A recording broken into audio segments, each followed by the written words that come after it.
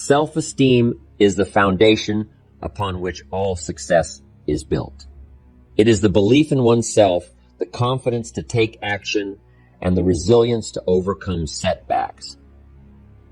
The good news is that self-esteem is not something that we are born with. It is something that we can cultivate and develop over time. And in this presentation, I want to share with you some of the secrets of building your self-esteem. First and foremost, it's important to recognize that self-esteem comes from within. It's not about external validation or approval from others. It's about accepting and loving yourself for who you are, flaws and all. One of the keys to building self-esteem is to set and achieve goals. When we set goals for ourselves and work towards achieving them, we develop a sense of purpose and accomplishment. This, in turn, boosts our self-confidence and self-esteem. Another secret to building self-esteem is to focus on our strengths rather than our weaknesses. We all have areas where we can improve, but it's important not to dwell on them. Instead, focus on what you're good at and what you enjoy doing.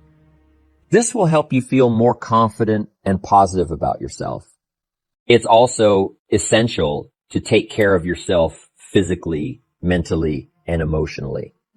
This means getting enough sleep, eating well, exercising regularly, and engaging in activities that bring you joy and fulfillment. When we take care of ourselves, we feel better about ourselves, and this helps to boost our self-esteem. Finally, surround yourself with positive and supportive people.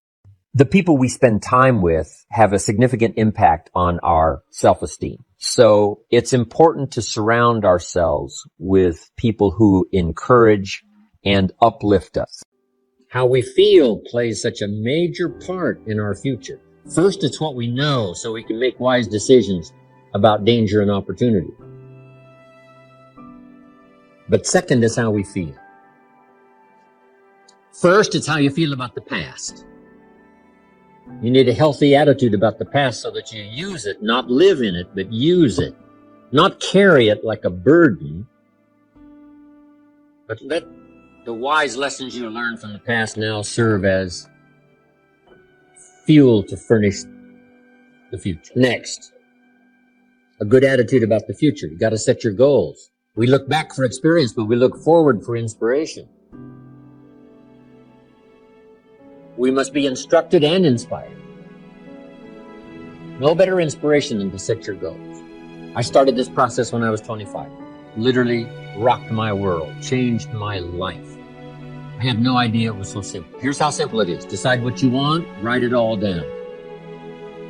Make a list of the people you want to meet. Make a list of the books you want to read. Make a list of the classes you want to take.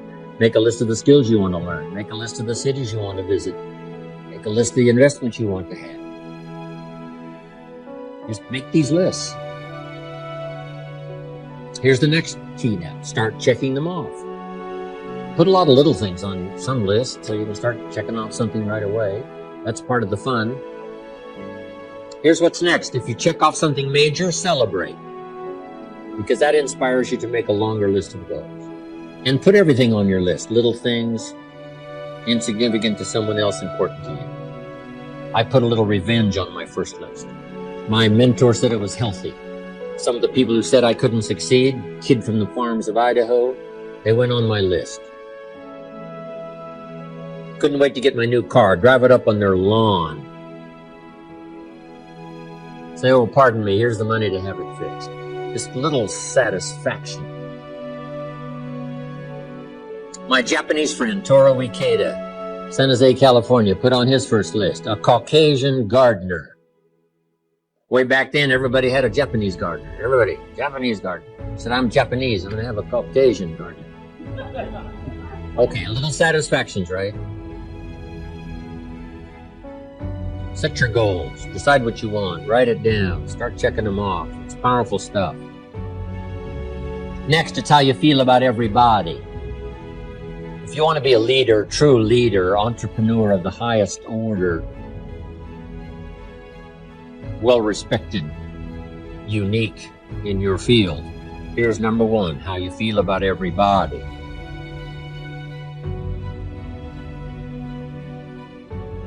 and this is philosophical as well, you cannot succeed by yourself.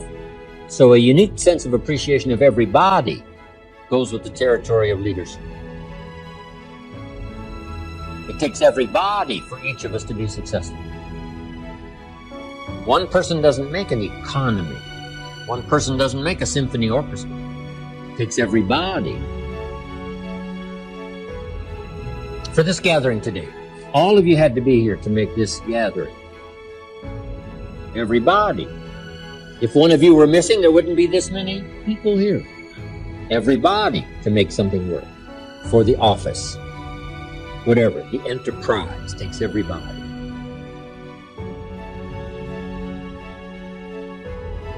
The gift of America is everybody who came over the last 200-300 years, bringing with them their gifts.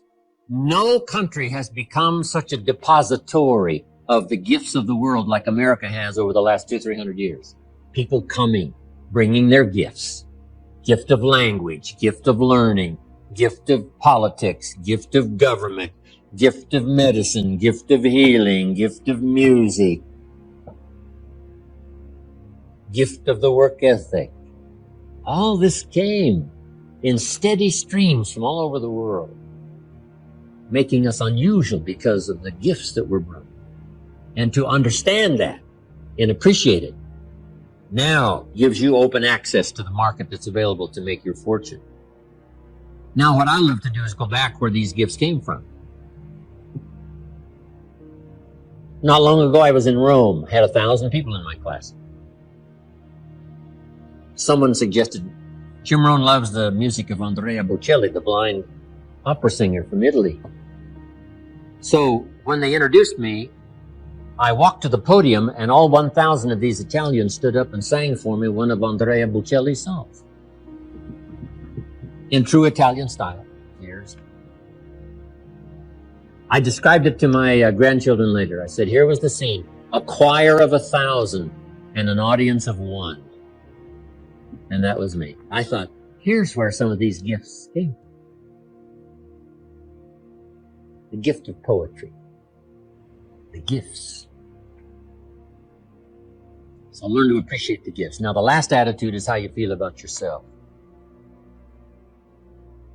Nothing more powerful than self-esteem, which creates self-confidence. The greatest steps towards success come from self-confidence. And that comes from self-esteem, doing what you know you should, so that at the end of the day, you have high self-esteem. It is my pleasure to be here today to talk about one of the most significant roadblocks to success. That roadblock is the habit of making excuses. We've all been guilty of making excuses at some point in our life. But the truth is, excuses are nothing but a self-imposed limitation that prevent us from reaching our full potential. You see, excuses are a way of shifting responsibility away from ourselves. We blame external circumstances, other people, or even our own limitations for our lack of success. But the reality is, success is not about external factors or circumstances. It's about taking responsibility for our lives and doing what it takes to achieve our goals. When we make excuses, we are essentially giving up on our dreams and settling for less. We are allowing fear and self-doubt to take control of our lives. But the truth is, success requires courage, determination, and a willingness to face challenges head-on. Instead of making excuses, we must take ownership of our lives and our circumstances. We must recognize that we are in control of our own destinies and that we have the power to create the lives we desire. In the words of my good friend, the late, great Zig Ziglar, you don't have to be great to start, but you have to start to be great. So, the next time you find yourself making excuses, take a step back and ask yourself what you can do to overcome the obstacle and move forward. Now, here's what would be pitiful. If your income grew and you didn't grow. Because here's what usually happens. If your income takes some jumps, it's best that you grow quickly up to where your income is. Why? Because otherwise, your income will soon come back to where you are. I'm telling you, success doesn't want to hang around an incompetent person. That's the problem with winning the lottery. A lack of self-development to be able to master it and keep it. And now the fortune is bigger than the person, rather than the person being bigger than the fortune. You see, that's what's challenging. To be involved in a situation that makes you grow. If that situation is success, keep growing to be bigger than your fortune. If that situation is failure, keep growing until you're bigger than the problem. Keep growing, keep becoming, keep doing it until. Success is something you attract by the person you become. Once I understood that, I changed my whole method of operation. Success is something you attract by the person you become. Success is not something you pursue. What you pursue usually eludes you like a butterfly, something you go after that you can't catch. Success is something you attract like a magnet by the person you become. To attract attractive people, you must be attractive. To attract powerful people, you must be powerful. To attract committed people, you must be committed. Instead of going to work on them, you go to work on yourself. You work harder on yourself than you work on the job. And if you become, you can attract. The whole key is to make yourself valuable. The key is to make yourself attractive. The key is to make yourself skillful, competent, willing, powerful, unique, sophisticated, cultured, being able to manage, in control, healthy. The whole key really to the future is personal development. Because the greatest gift you can give to someone else is your personal development, self-development, self-investment. The greatest gift you can give is your own personal development. If I become 10 times wiser, 10 times stronger, 10 times brighter, 10 times more competent, think of what that will do for my success. If I grow, think of what that will do for my future. Self-development earns success. Self-investment earns respect. And the only way to make a better and better and better investment in your future is to become better and stronger and wiser and more competent.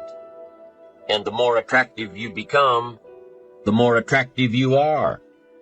And the more attractive you are, the more you attract success. Self-development, self-investment attracts success. That's powerful. Now, there are two qualities that can increase your chances of success.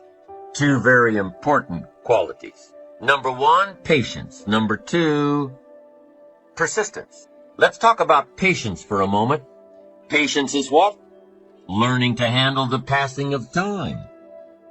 Now, once you've had an appetite for success and you start going for it, now you've got to learn to handle the passing of time. Here's why. It takes time. It takes time to build a corporate work of art. It takes time to build a symphony orchestra with flawless music and harmony that sends you on flights of ecstasy, to be remembered long after the orchestra has shut down and the lights have gone out. It takes time to put harmony together.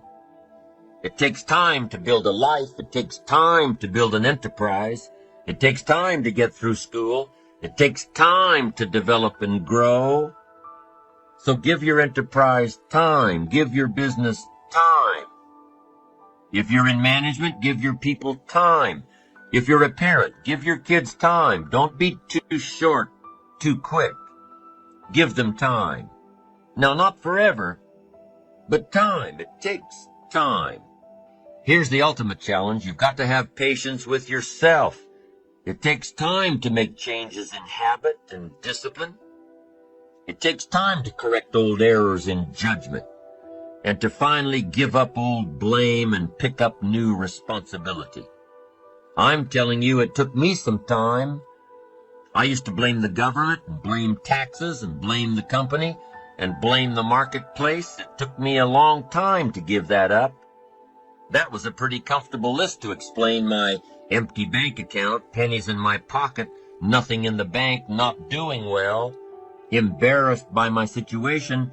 It took time to give that up and only blame myself. That took a while. So have patience with yourself, number one. And number two, while you're dealing with the passing of time, number two is to keep doing it. Be persistent. Be tenacious. Keep doing it until.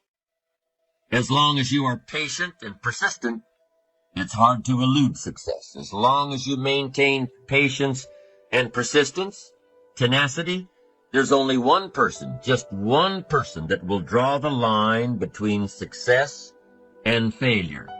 One person. And that person is you. So be patient. Be persistent. You need both patience and persistence together. And here's why. Lack of patience is probably the worst enemy of ambition. While your ambition keeps growing, keeps moving, keeps looking for new ways to succeed, impatience tends to grow frustrated. Impatience won't allow for persistence.